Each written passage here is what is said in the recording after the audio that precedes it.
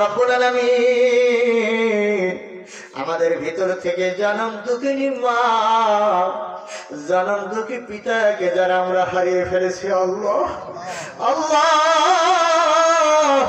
ওই আব্বা আম্মার কবরটি জান্নাতের বাগিচা বানায়া দাও। সাদা কাপড় পরাইয়া হাটে মাইরে শোয়াইয়া, মাইরে তোমরা কই যাইতেছো লইয়া গ্রামবাসী একটু দাঁড়াও মাইরে দেখি, নয়ন ভৈরা মাইরে দেখি গ্রামবাসী একটু দাঁড়াও মাইরে দেখি। আল্লাহ সেই মা সেই বাবা যাদের কবরে আব্বা আম্মার কবরগুলি জান্নাতের বাগিচা বানাই দাও। আল্লাহ আবার শহীদলি গ্রামবাসীর উদ্যোগে আইছি তো আল্লাহ, এই কবরবাসীদের জন্য এই পাশে যে কবরবাসীরা ঘুমায় আছে আল্লাহ, সকল কবরবাসীদেরকে আল্লাহ তুমি মাফ করিয়া দাও। যেতে হবে কবর ঘরে বন্ধু, সইতে হবে কবর মাঝে, সোনারি দেহ তোমার পুকাতে খাইবে, যেতে হবে কবর ঘরে। আল্লাহ ওই কবরের সামানা নিয়ে যাওয়ার তৌফিক দান করে দিও আল্লাহ। এই গ্রামবাসী মহল্লাবাসীদেরকে আল্লাহ কবুল করে নাও।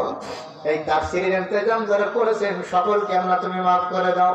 আল্লাহ তাফসীরের জন্য চাউল দিয়েছেন, টাকা দিয়েছেন, পয়সা দিয়েছেন, আল্লাহ সহযোগিতা করেছেন, সকলের শ্রমকে আল্লাহ তুমি কবুল করো।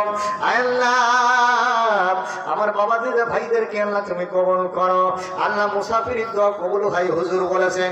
এখানে অনেক আলেম ওলামা আছেন, হাফিজে কোরআন আছেন, হাজুল হারামাইন আছেন, আল্লাহ যুবক ভাইরা আছেন, মায়েরা আছেন, আমার বোনেরা আছেন, ছোট্ট ছোট্ট বেগুনা মাসুম আছেন, তলাবুলের মাদ্রাসার ছাত্ররা আছে। আল্লাহ গো জানি না কোন হাত তোমার কাছে বড় প্রিয় পছন্দ, ওই হাতের ওসিলায় জিন্দেগির গুনাহ গুনাহ মাফ করিয়া দাও। আল্লাহ মেহেরবানি করিয়া এই হিজলি গ্রামবাসীদেরকে আল্লাহ তুমি কবুল করে নিয়ে নাও।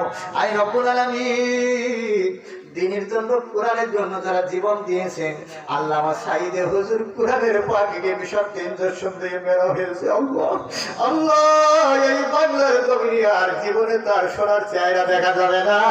আল্লাহ তুমি সাইদে হুজুরকে জান্নাতের পাখি বানায়া ওড়াইয়া দাও। রব্বুল আলামিন কত মায়ের মুখ খালি করে যারা শাহাদাত বরণ করেছেন আল্লাহ মাফ করিয়া দাও। আই রব্বুল আলামিন তোমার কাছে ফরিয়াদ জানাই, ছোট্ট দেশ বাংলাদেশটারে কোরআনের দেশ হয়েছে দেখে যাওয়ার তৌফিক তুমি দান করে দাও।